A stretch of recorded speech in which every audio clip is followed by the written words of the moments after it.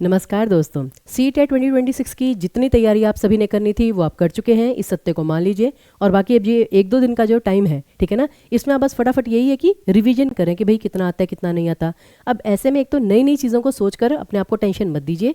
जितना आपने किया आपने पूरी तैयारी कर ली है, लेकिन ये होता है ना कि एग्जामिनेशन हॉल में जाने से पहले हमें यही लगता है कि भाई कुछ भी नहीं आता, और ये आपके साथ नहीं सबके साथ है, तो इसे एक्सेप्ट कीजिए, ठीक है। It's just a part of exam. उसके बाद अब जो मेन चीज़ आती है फ्रेंड्स, सीटेट में बच्चों को जो कंफ्यूज करती है, सारे बच्चों को नहीं लेकिन कुछ बच्चे ऐसे हैं जो अभी भी इन्हीं चीज़ों में अटके हुए हैं। आज कृपया करके इन चीज़ों को क्लियर कर लीजिए, जिससे कि अब आपका पूरा फोकस जो है वो सिर्फ आपका फाइनल रिवीजन पर रहे। तो जैसे पेपर 1 पेपर 2 की बात है फ्रेंड्स, ठीक है ना, पेपर 1 आपका पेपर 2। तो अगर मैं बात कहूँ साइंस की, मैथ्स की, उसमें पेपर 1 और पेपर 2 के डिफ़िकल्टी लेवल में बहुत अंतर होता है। पेपर 1 आपका काफ़ी इजी होता है, पेपर 2 आपका काफ़ी डिफ़िकल्ट होता है कंपैरेटिवली। लेकिन जब फ्रेंड्स हिंदी भाषा की बात आती है, तो हिंदी भाषा में आपका जो पेपर 1 और पेपर 2 का डिफ़िकल्टी लेवल है बिल्कुल सेम है। आप यकीन नहीं आता, आप कोई भी पेपर देख लीजिए, इतने पेपर हम आपको करवा चुके हैं। पेपर 1 पेपर 2 में पहले तो कोई डिफरेंस है नहीं, जितनी हमने आपको तैयारी करवाई थी वो सबके लिए थी। दूसरा मेन जो प्रॉब्लम आती है भाषा 1 भाषा 2 कि मैम हमने हिंदी को भाषा 1 के रूप में लिया, हमें क्या आएगा, हमने हिंदी को भाषा 2 के रूप में लिया, हमें क्या आएगा। अभी भी जिनको कन्फ्यूजन है आज कृपया करके देख लीजिए, बस 2 मिनट की बात है, ठीक है। तो जो मेन डिफरेंस आता है फ्रेंड्स, ये देखिए इन चीज़ों का, वो आता है आपका पोयम और पैसेज का। कि अगर तो आपने भाषा 1 चुनी है, ठीक है ना, ध्यान दीजिएगा कि अगर आपने भाषा 1 के रूप में चुना है हिंदी को, तो आपको एक पोयम आएगी और एक आपको आएगा पैसेज, ठीक है, एक पोयम एक पैसेज। और अगर आपने हिंदी को भाषा 2 के रूप में चुना है तो आपको दोनों के दोनों पैसेज आएंगे। तो ये चीज़ क्लियर है, पहले इसे ध्यान से एक बार देख लीजिए, क्योंकि यही बच्चों की कन्फ्यूजन अभी तक है। मैं हैरान थी कि कल मैं लाइव सेशन ले रही थी और बच्चे अभी भी कन्फ्यूज हैं, पेपर से 2-3 दिन पहले भी। तो देख लीजिए, भाषा 1 में आपको एक पोयम एक पैसेज आएगा, भाषा 2 में आपको दोनों पैसेज आएंगे। अब दोनों में डिफरेंस क्या है, पोयम और पैसेज कॉम्प्रीहेंशन में मेन प्रॉब्लम कहाँ पर आती है फ्रेंड्स, कि जो पैसेज है आपका, ठीक है ना, अब ये देखिए एक सेकेंड, पैसेज में आपका जो मेन फोकस रहता है फ्रेंड्स वो कहाँ पर रहता है कि वहाँ पर अगर आप डायरेक्ट क्वेश्चन पढ़ेंगे तो आप इजीली आंसर दे सकते हैं। आपको डायरेक्ट मतलब पूरा पहले पैसेज पढ़ने की ज़रूरत नहीं है। काफ़ी क्वेश्चंस में जैसे कि कौन सा साहित्य कालजयी साहित्य बन पाता है, तो पैसेज में जब आपको ऐसा क्वेश्चन आता है आप सिर्फ कीवर्ड देखिए, कालजयी साहित्य, कालजयी। अब ये शब्द कहाँ पर है, देखते हैं फटाफट कहाँ पर है।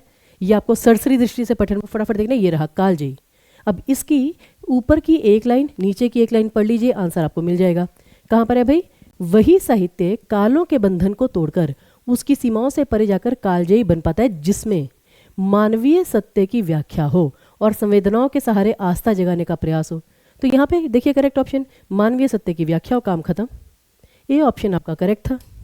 तो ये होता है पैसेज का फ़ायदा कि आप डायरेक्टली क्वेश्चन पढ़िए, कीवर्ड छांटिए, पैसेज में आपको मिल जाएगा। लेकिन पोयम में क्या होता है फ्रेंड्स, पोयम में, अब पोयम में जो आपको समस्या आती है, ठीक है ना, पोयम में जो आपके पास जो चैलेंज आता है फ्रेंड्स वो क्या आता है, पोयम में आपको क्या करना होगा, पहले पूरी पोयम पढ़िए, उसका अर्थ समझिए, तब जाकर आपको आंसर देना होगा। फिर भी उसमें भी आप ये कर सकते हैं फ्रेंड्स कि पहले क्वेश्चन पढ़िए कि चलने में स्वाद पाने से क्या आशय है। अब ये पंक्ति कहाँ पर है, चलने में स्वाद पाना, ये रहा।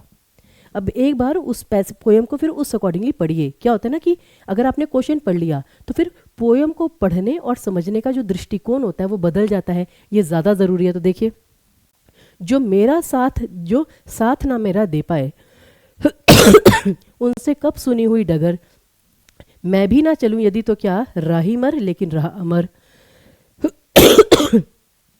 इस पथ पर वे ही चलते हैं जो चलने का पा गए स्वाद।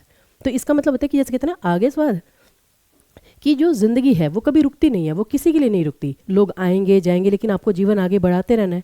तो जो जीने चलने का पा गए स्वाद, यानी जीवन में उत्साह बनाए रखना, कभी पीछे मुड़कर ना देखना, जीवन में सदैव प्रसन्न रहना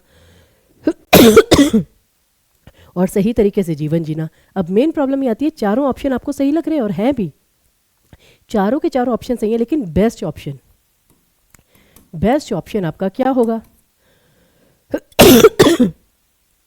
तो यहां पर फ्रेंड्स ये होता है कि जैसे कभी पीछे मुड़कर ना देखना, ऐसी बात नहीं है भाई। अगर हमें कभी कभी मुश्किल सिचुएशन आ जाए तो उसे सॉल्व करने के लिए पूर्व ज्ञान की आवश्यकता होती है, तो मुड़कर देखना पड़ता है। जीवन में सदैव प्रसन्न रहना ऐसा भी पॉसिबल नहीं है, क्योंकि भाई जीवन में इंसान हमेशा खुश नहीं रह सकता, जीवन में दुख भी आते हैं, इंसान कभी कभी निराश होता है, लेकिन हाँ उठकर खड़ा होता है। सही तरीके से जीवन जीना, चलिए ये एक बार को आ सकता है। अब ये पहला, जीवन में उत्साह बनाए रखना। फ्रेंड्स, उत्साह का मतलब खुशी नहीं होता कि आप हमेशा खुश हैं, उछल रहे हैं, नहीं।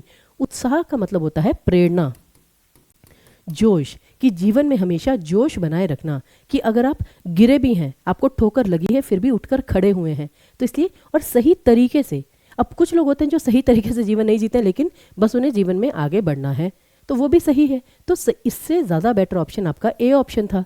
तो यहाँ पर ए और डी में थोड़ा कन्फ्यूजन था, तो उसके लिए पोएम को आपको एक बार पूरा पढ़ना पड़ता है। उसकी थीम क्या है, किस चीज़ पर ज़्यादा फोकस है, सही तरीके से जीवन जीने में या फिर हमेशा आगे बढ़ने में, वो थीम भी आपको समझनी पड़ेगी। थीम से पता चलेगा आपका आंसर ए आएगा या डी आएगा। तो बस इतना सा अंतर होता है भाषा 1 और भाषा 2 में, कि पोएम थोड़ी सी ज़्यादा टाइम कंज्यूमिंग होती है, अगर पोएम थोड़ी सी डिफिकल्ट आए तो। नहीं तो कभी कभी फ्रेंड्स पोएम सबसे ज़्यादा स्कोरिंग भी हो सकती है अगर वो इजी आए तो कृपया करके इन चीज़ों का ध्यान रखिए, और अब पेपर 1 और पेपर 2, लैंग्वेज 1 और लैंग्वेज 2 में कन्फ्यूजन खत्म करिए, और अपना पूरा फोकस जो है वो CTET 2026 क्लियर करने में लगा दीजिए। कोई भी नई चीज़ आए चिंता मत करिए, आप मोस्टली चीज़ें कर चुके हैं। चलिए फ्रेंड्स, बाकी तो ये जो टेस्ट सीरीज़ है ये आपके लिए बहुत फ़ायदेमंद है ही है, ठीक है। बाकी तो कोई भी आपकी क्वेरी हो फ्रेंड्स, आप कमेंट बॉक्स में लिख सकते हैं। टीचिंग परीक्षा हमेशा आपके साथ है, ठीक है ना। और बाकी जब आप एग्जामिनेशन हॉल से बाहर निकलेंगे तो टीचिंग परीक्षा बाहर आपका इंतजार कर रहा होगा, सॉल्यूशन मतलब पूरी व्याख्या लेकर यूट्यूब पर। तो तब तक के लिए चैनल को सब्सक्राइब अवश्य कीजिए, लाइक और शेयर अवश्य कीजिए, ठीक है। धन्यवाद।